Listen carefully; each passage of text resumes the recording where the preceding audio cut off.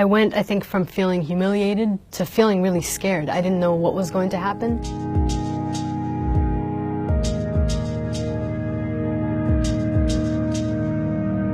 My name is Nasreen Al-Amin. I live in the New York City area. I'm a green card holder and I'm originally from Sudan. I was returning from Sudan where I was doing dissertation research. I hadn't planned on coming back this early, but because of this order, I decided to get on a plane. When I landed in JFK, they had just gotten word about the executive order. I handed my passport and green card to the immigration officer, who went to his supervisor to ask what he should do. And then he said, "I'm sorry, I need to send you to a separate area for further questioning." Previous policies called for that kind of screening as a Sudanese citizen, so I wasn't unfamiliar with it. But this time I was also asked to describe the political situation in Sudan, to talk about whether or not there were radical groups in Sudan, whether I knew people who had radical views. I was also asked to share my social media handles. I was then taken into a room, asked to put my hands against the wall, spread my legs. The pat down was quite uncomfortable for me. I was touched in my chest and groin area.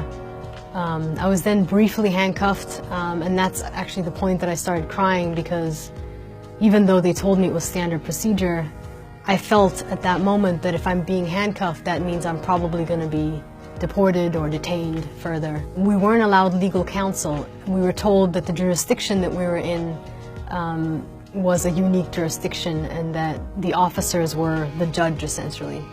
And so I felt like my rights as a human being were suspended in that space. I feel like in the beginning I was treated like a regular permanent resident, and as the officials were receiving direction from Washington, I felt like I was literally watching a progression of how we were getting more criminalized. I came to the United States in 1993. I was 15 at the time, and I've been living here ever since. I went to college here.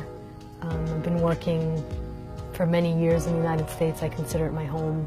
I think I also felt in that moment that I wasn't sure if this was really something that I would want to go through again. And so I started thinking about, well, maybe I should, think about living elsewhere. And one of the things that struck me in those moments when I was feeling humiliated was that this was standard procedure. This order is a reflection of a larger trend of the criminalization of Black people, of immigrants, and of Muslims in this country. And as a Black Muslim immigrant, I'm really concerned about that, and I frankly feel scared, not just for myself, but for the future of this country.